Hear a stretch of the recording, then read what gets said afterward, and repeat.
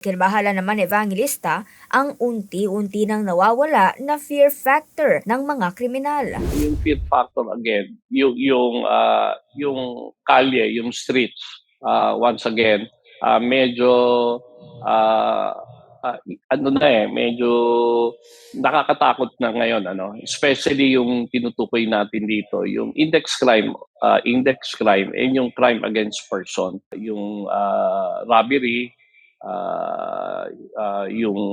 lately, yung dito sa Antipolo nga, no, yung massacre. Buti na lang na-solve ka agad. Suggestion naman Evangelista na dapat ay magkaroon ng malaking pagbabago pagdating sa certainty of arrest. Siguro yung major changes that should be done is yung una, yung certainty of arrest, na doon ka agad yung pag-aresto, no, after the crime. At pangalawa, yung prosecution, yung kasiguraduhan na mapoprosecute. At pangatlo, pagsampa sa all levels ng korte, magkakaroon ng conviction.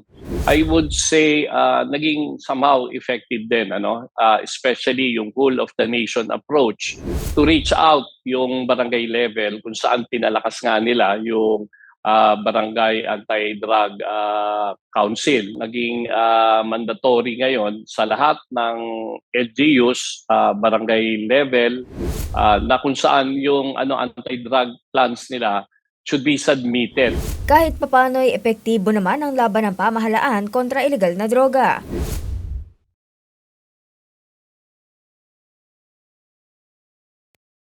Kahit papano'y epektibo naman ang laban ng pamahalaan kontra illegal na droga. Ito ang sinabi ni Boy Evangelista, ang President ng Volunteers Against Crime and Corruption, sa panayam ng SMNI News. Ikinatawa rin ni Evangelista ang mandatory na pag-submit ng LGU para sa kanilang anti-drug plans. I would say naging somehow effective din, especially yung whole of the nation approach being launched, no, ng DILG in particular, kung saan hindi lang drug reduction ang ang focus nila, kung hindi yung rehabilitation also, at to reach out yung barangay level kung saan pinalakas nga nila yung Barangay Anti-Drug Council. Naging mandatory ngayon sa lahat ng LGUs, barangay level, na kung saan yung anti-drug plans nila should be submitted. Samantala, ikinbahala naman Evangelista ang unti-unti nang nawawala na fear factor ng mga kriminal, lalo na anya pagdating sa index crime. Yung fear factor again, yung kalye, yung streets, once again, medyo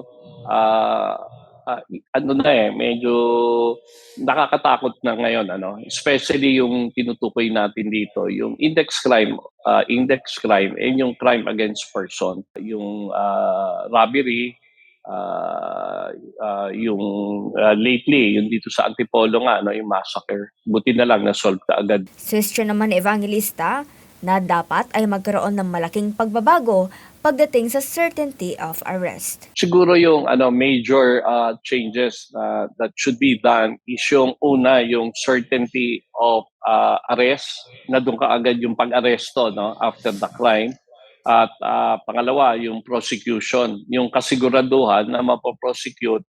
At pangatlo, pagsampa sa all levels ng korte, magkakaroon ng conviction.